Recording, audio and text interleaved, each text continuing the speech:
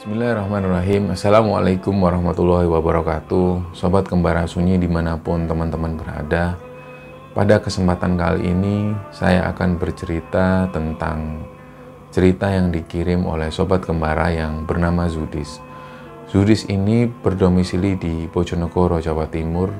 Dia cerita tentang pengalamannya pada saat dia kerja ikut bapaknya di sebuah tambang di daerah Rembang, Jawa Tengah. Sebelum kita masuk ke ceritanya, untuk teman-teman yang sedang nonton tayangan ini dan belum juga subscribe, yuk subscribe sekarang juga untuk mendukung kami agar kami lebih semangat lagi dalam membuat konten-konten terbaru di Kembara Sunyi. Dan untuk teman-teman yang telah mendukung kami sejauh ini, kami mengucapkan terima kasih banyak. Semoga amal ibadah teman-teman diterima Allah Subhanahu wa Ta'ala.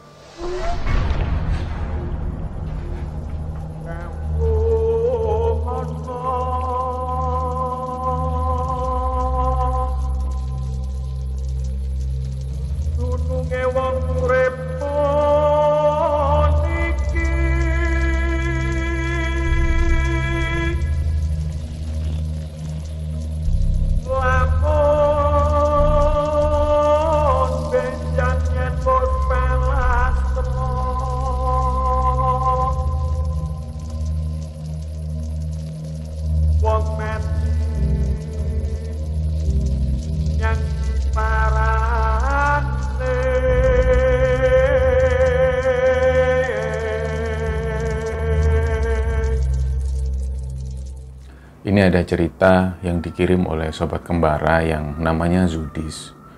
Kisah ini pernah terjadi di sekitaran tahun 2017. Jadi kebetulan Zudis ini punya bapak, dan bapaknya ini kerja di satu lokasi pertambangan, tepatnya pertambangan kapur, dan adanya di daerah Rembang. Jadi seperti yang kita tahu, di daerah Rembang dan sekitarnya ini memang banyak sekali tambang-tambang kapur. Dan kebetulan bapaknya Zudis ini punya satu perusahaan pertambangan di sana. Nah, di tahun 2017 itu, bapaknya Zudis ini minta tolong ke Zudis untuk gabung di perusahaan bapaknya. Dan waktu itu Zudis diberi tanggung jawab untuk jadi mandor, untuk jadi pengawas di lapangan ketika proyek di tambang itu. Nah, bapaknya Zudis ini kemudian ngontrak satu rumah. Ada rumah yang disewa oleh bapaknya Zudis yang letaknya nggak jauh dari lokasi pertambangan itu. Di situ kebetulan ada rumah, di mana di dalam rumah ini isinya ada 3 kamar, dan rumah ini dimiliki oleh satu orang janda. Dan kebetulan rumah pemiliknya ini ada di dekat situ juga. Nah, hari itu mulailah Zudis berangkat menuju ke daerah Rembang. Jadi Zudis ini domisilinya di daerah Bojonegoro, Jawa Timur, menuju ke daerah Rembang, Jawa Tengah, langsung menuju ke lokasi rumah itu. Di sana Zudis ini menempati satu rumah ini dengan 2 orang lainnya. Yang pertama kita sebut namanya Komeng, dia ini asalnya dari Bandung, dan satu lagi panggilannya ini Pak Gendut, karena memang tubuhnya agak gendut, panggilannya Pak Gendut, asalnya dari Pati. Nah, di rumah itu ditempati 3 orang ini, dan keseharian Pak Gendut dan Komeng ini juga kerja di pertambangan, terutama seringkali Komeng dan Pak Gendut ini jadi supir di areal pertambangan tersebut. Nah, di kala-kala waktu senggang, biasanya juga Pak Gendut sama Komeng ini bantu-bantu pekerjaan dari Zudis ini. Hari itu dilewati mereka seperti biasa, sampai sekitar seminggu kerja di proyek. Dan ada satu kejadian, waktu itu pagi hari seperti biasa, setelah mandi-mandi mereka bergegas mau menuju ke proyek. Waktu itu Komeng seperti biasa, setelah mandi, Komeng ini selalu bersiap-siap, dan sepatu Komeng ini selalu ditaruh di dekat tempat tidur. Jadi kebetulan tempat tidur ini di bawah ada kolong, disitulah Komeng naruh sepatunya. Nah, pagi itu pas waktu mau berangkat, Komeng ini mau masang sepatu. Nah, ternyata pas sepatu yang sebelah kanan sudah dipasang, sepatu yang sebelah kiri ini seperti ada yang geser, srek. Dan itu kelihatan jelas sekali kalau sepatu ini bergeser sedikit ke arah kiri. Nah, Komeng ini sempat kaget awalnya. Tapi kemudian Komeng ini coba berpikir positif, Dan saat mau diambil sepatu ini, kelihatan sekali kalau ada bayangan seperti tangan yang keluar dari arah kolong itu kemudian ditarik lagi. Nah, waktu itulah Komeng ini langsung ambil sepatunya, keluar menuju ke mobil dan langsung berangkat menuju ke lokasi pertambangan. Di lokasi pertambangan itulah kemudian Komeng ini cerita tentang kejadian yang baru dialami di rumah kontrakan itu. Nah, dengan cepat sekali berita ini menyebar ke teman-temannya. Sampai kemudian terdengar oleh Zudis. Nah, Zudis sendiri juga tanya ke Pak Endut, Pak Endut, benar tak apa yang dialami Mas Komeng tadi pagi? Iya Mas, aku juga dengar. Nah, pada waktu Komeng ini datang, Zudis ini juga tanya, benar itu Meng, kamu sepatumu ditarik kayak gitu dan ada bayangan hitam, kata teman-teman gitu. Iya Mas, aku lihat sendiri memang. Jadi benar-benar ada kayak bayangan tangan hitam yang keluar dari kolong tempat tidurku. Lah Pak Gendut ini coba, karena Pak Gendut ini orangnya bisa dibilang kayak sering sesumbar, sering sombong. Pak Gendut waktu itu bilang, lain kali Meng kalau ketemu gitu kamu ajak kenalan aja. Nah, Zudis ini sempat ngingetin ke Pak Gendut, Pak Gendut, kalau bisa jangan dibuat mainan hal seperti itu. Nanti kalau Pak Gendut ngalami sendiri gimana? Belum tentu Pak Gendut berani loh. Wah, kalau saya berani aja Mas, Pak Gendut sempat bilang gitu. Nah, akhirnya hari pun berlalu, sampai kemudian pada satu malam, waktu itu mereka baru pulang dari proyek, Pak Gendut, Komeng, dan Zudis ini ada di dalam rumah itu, dan kebetulan mereka ini lagi santai-santai, ada yang di dalam kamar, dan kebetulan Pak Gendut ini mau menuju ke belakang, mau menuju ke toilet. Dan kebetulan waktu mau melintasi ke toilet ini, posisinya atau lokasinya melewati satu lorong kecil, dan di sebelah kiri toilet itu ada semacam ruangan kecil. Lah pas waktu Pak Gendut ini mau masuk ke toilet, ini kelihatan sekali kalau ada nenek-nenek tua bongkok. Rambutnya ini putih dan giginya itu seperti kemerah-merahan bekas orang yang nginang. Jadi dalam adat-adat orang dulu itu ada kebiasaan orang-orang tua dulu yang nginang atau nyusur. Jadi terlihat bekas-bekas dari buah pinang itu yang masih di gigi dan warnanya merah. Itu posisi nenek itu ada di balik tembok sambil ngintip sedikit dan melotot ke arah Pak Gendut sambil menunjukkan giginya yang merah itu. Nah, Pak Gendut yang waktu itu melihat persis sosok nenek itu lari. Dia benar-benar takut karena begitu mau masuk ke toilet, nenek-nenek ini tiba-tiba ada di situ. Padahal di rumah ini nggak ada siapa-siapa kecuali 3 orang ini. Jadi pas waktu Pak Gendut ini ngelihat sosok nenek itu dengan rambut yang terurai dan dengan gigi yang ditunjukkan ke arah Pak Gendut ini lari. Nah, pas waktu lari, ada seperti meja makan di situ, tiba-tiba di balik meja makan itu memang ada kursi roda, mungkin pemilik dari orang yang punya rumah itu. Jadi kursi roda ini dilihat Pak Gendut itu seperti bergerak sendiri mundur. Jadi kayak ada yang narik, serak gitu. Lah disitulah Pak Gendut ini pingsan karena saking takutnya. Nggak lama kemudian Komeng ini waktu mau ke toilet, dia ini ngelihat Pak Gendut itu sedang tiduran di lantai. Dikiranya Pak Gendut ini ketidur di situ. Dibangunkanlah sama Komeng, Pak Gendut, kok tidur di sini? Nah, Pak Gendut bangun. Enggak Mas Komeng, aku nggak tidur, aku tadi kayaknya pingsan. Lah ceritalah ini, kemudian Pak Gendut cerita ke Komeng, juga cerita ke Zudis kejadian yang baru dialami. Jadi Pak Gendut ini cerita benar-benar kalau baru aja dilihatin sosok nenek-nenek yang menyeramkan.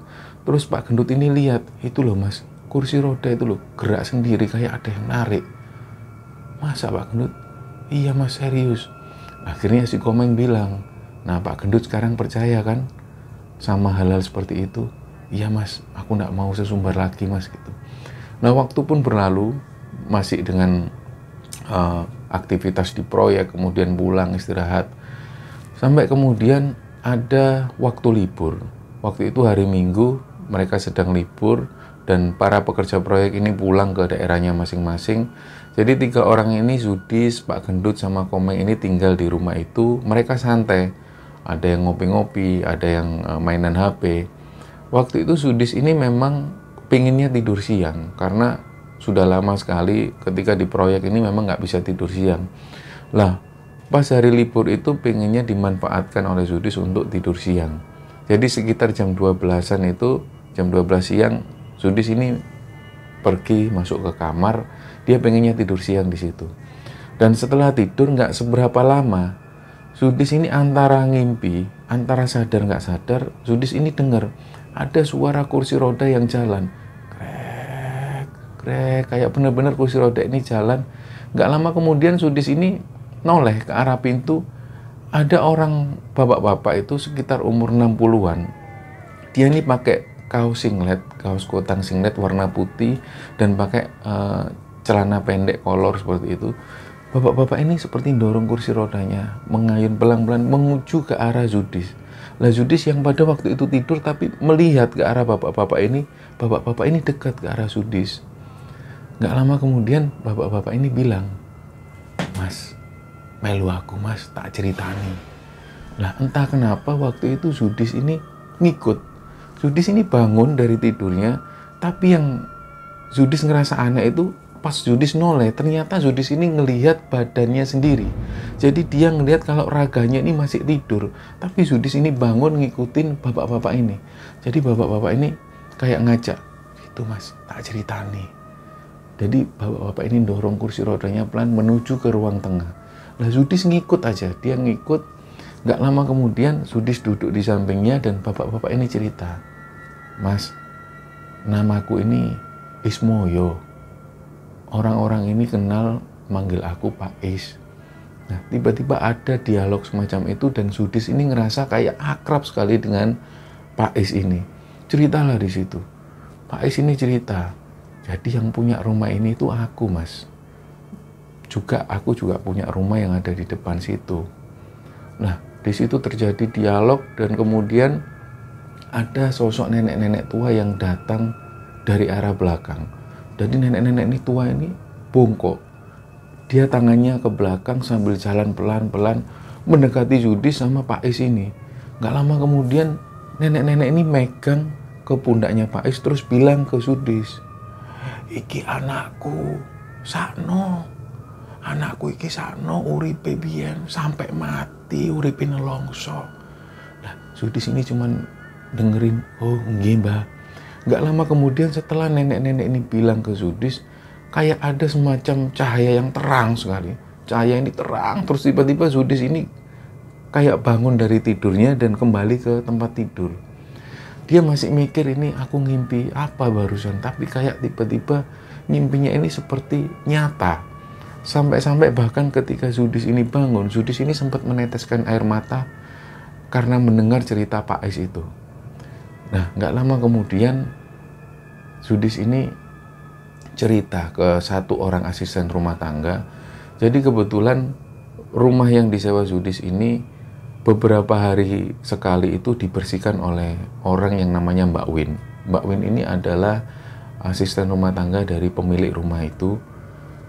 Dan pada waktu Mbak Win ini bersih-bersih, membersihkan lemari, Sudis ini tanya, Mbak Win ini sambil bersih-bersih dia bilang, "Nggih mas, ada apa mas?" "Mbak, pemilik rumah itu namanya Pak Is ya. Beliau itu suka pakai singlet kaos warna putih itu, sama pakai celana pendek terus naik kursi roda." Nah, Mbak Win yang waktu bersih-bersih lemari itu tiba-tiba diam, "Loh mas, sampean kok tahu mas?" Akhirnya Mbak Win ini ikut duduk di sampingnya Sudis. Mbak Win ini tanya, "Mas, sampean kok tahu tentang Pak Is? Kalau sampai namanya tahu, terus pakai kebiasaannya pakai singlet warna putih terus naik kursi roda, kok tahu?" Nah, Sudis cerita ke Mbak Win, "Mbak, boleh percaya boleh enggak, saya udah ketemu sama yang namanya Pak Is. Antara sadar nggak sadar saya tuh bangun, tapi saya tuh ngelihat badanku sendiri itu masih tidur. Di situ aku ketemu sosok Pak Is. Dan ada nenek-nenek tua itu yang datengin aku, dia ini ngaku ibunya Pak Is. Dia ini kayak kasihan sama anaknya." Nah, Mbak Win itu masih bengong dengan keterangan yang disampaikan oleh Sudis ini. "Mas, iya mas, bener mas. Ini kalau boleh tak ceritain sekalian ya mas." Jadi Mbak Win ini cerita, ternyata Pak Is ini adalah orang yang kaya. Dia kaya dan punya satu keluarga dan punya 2 orang anak. Kemudian Pak Is ini memutuskan untuk nikah lagi dengan perempuan yang lebih muda dari istrinya. Nah, disinilah letak keanehan itu. Mbak Win ini cerita bahwa perempuan yang dinikahi Pak Is yang muda itu namanya Bu Karmila. Nah, Bu Karmila inilah yang punya rumah kontrakan ini dan orangnya masih ada di situ. Nah, pernikahan Pak Is dengan Bu Karmila ini menghasilkan 2 anak perempuan semua. Di akhir kisahnya, Pak Is itu sakit-sakitan, Mas. Pak Is ini menderita sakit stroke dan separuh tubuhnya ini seperti nggak bisa digerakkan, dan kemana-mana Pak Is ini selalu naik kursi roda. Disitulah setiap kali ini saya yang menyuapi makan, saya yang nganter ke toilet. Saya itu sering, Mas, Pak Is itu cerita, "Mbak Win, ibu di mana?" Sebenarnya Pak Is ini tanya, "Kemana Bu Karmila?" Tapi Mbak Win ini karena nggak mau menjelaskan, jadi Mbak Win ini diam. "Oh, ibu keluar, Pak." Nah, Pak Is bilang lagi, "Alah, kamu jujur aja, ibu keluar sama laki-laki lain kan?" Mbak Win ini sempat diam terus. Dan Pak Is bilang, "Walah Mbak, aku ini sudah sakit-sakitan, istri sama anakku nggak ngurusin aku. Gimana aku ini? Apalagi aku ini tahu kalau istriku itu selingkuh." Nah, Mbak Win ini cuma diam, merunduk aja. Nggak lama kemudian, seminggu setelah itu, Pak Is ini meninggal. Nah, setelah meninggal ini ya dimakamkan seperti biasa, dan nggak tahu gimana ceritanya Bu Karmila ini, entah melanjutkan hubungan dengan laki-laki selingkuhannya itu atau enggak. Nah, pada saat mendengar cerita dari Mbak Win ini, Zudis ini kayak ngerasa sedih. Dan Zudis ini cerita ke Mbak Win, "Mbak, sebenarnya aku sudah tahu, Mbak, tentang cerita Pak Is yang seperti itu." "Loh, kok bisa tahu, Mas?" "Iya, sebenarnya pas waktu ketemu sama Pak Is di mimpi itu, Pak Is cerita semua.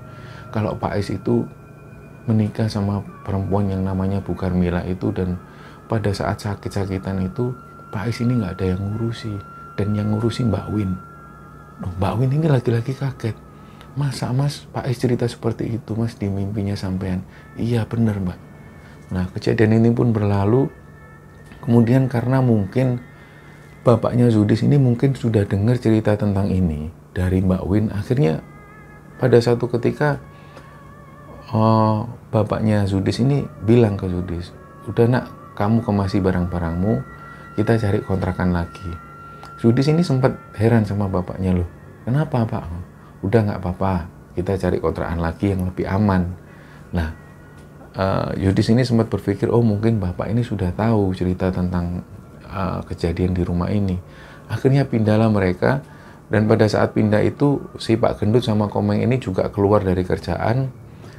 Dan waktu itu Zudis ini ditempatkan oleh bapaknya. Bapaknya ngontrak lagi satu rumah yang lokasinya lebih dekat lagi dengan lokasi proyek pertambangan itu. Ada satu rumah besar dan terlihat sekali sangat kusam rumahnya. Begitu Zudis ini masuk ngelihat rumahnya, ternyata di areal depan setelah melewati ruang tamu ada 3 kamar di situ, dan setelah melewati 3 kamar itu ada ruang tengah, dan di samping ruang tengah ini ada 3 kamar juga, dan ternyata di belakang masih ada 3 kamar lagi. Jadi total ada 9 kamar yang ada di rumah itu. Tapi yang membuat Zudis berpikir itu, kok rumah ini dengan banyak kamar tapi disewakan sangat murah. Sempat Zudis itu bertanya-tanya, tapi ya sudahlah, yang penting di sini ada temannya. Jadi ada lagi teman baru Zudis yang ada di situ yang merupakan juga pekerja di proyek tersebut. Kita sebut namanya Pak Sam, dan satunya lagi ini Pak Toto. Jadi Pak Sam dan Pak Toto ini seringnya tinggal di rumah itu dan profesinya sebagai mekanik di proyek tersebut. Ada satu kejadian, waktu itu Pak Toto ini mengaku, Pak Toto ini cerita ke Zudis, "Mas, semalam itu waktu aku ke kamar mandi, aku itu didatengin sosok yang besar gitu loh. Aku ini belum cerita ke bapaknya sampean, tapi ini tak ceritakan ke Mas Zudis karena Mas Zudis kan baru di sini. Nanti kalau ketemu sosok itu, Mas Zudis nggak kaget gitu loh." Nah, Zudis diam aja. "Oh ya Pak." Nah, suatu kali ada satu karyawan baru namanya ini Tejo. Tejo ini datang dari desa, dia kerja di situ baru ditugaskan bapaknya Sudis untuk bersih-bersih di rumah tersebut. Nah, pada waktu Tejo ini tinggal di situ, baru malam pertama, Tejo ini pada waktu tidur, dia ini didatengin sosok perempuan. Jadi perempuan ini rambutnya basah kuyup, seperti orang yang baru keramas, basah, dan hanya pakai kemben seukuran dada. Dia ini datang buru-buru, perempuan ini datang buru-buru masuk kamar dan tiba-tiba nyekik Tejo. Dan pada saat nyekik Tejo ini, perempuan ini bilang, "Kowe ngalih, gak usah nang kene, ngalih kowe." Lah Tejo yang dicekik itu sambil nggak bisa nafas, dia ini, ampun, ampun.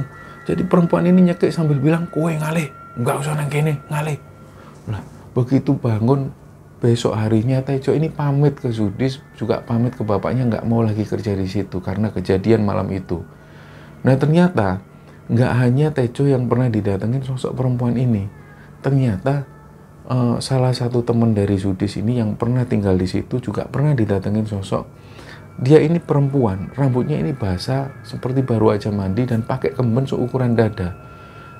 Dan dia ini selalu jalan ini terburu-buru dan selalu mencekik, mengusir orang yang tidur di situ. Jadi kata-katanya selalu gitu, "Ngalih, gak usah nang kene, ngalih." Jadi sambil dicekik. Nah, orang-orang yang pernah didatengin di situ, dia ini sempat bingung, tapi awalnya juga mulai terbiasa. Karena Sudis juga sering cerita kalau nanti tidur sini, semisal didatengin sosok perempuan ini udah nggak usah takut gitu. Nah, karena sudah terbiasa, akhirnya mereka tetap tinggal di situ.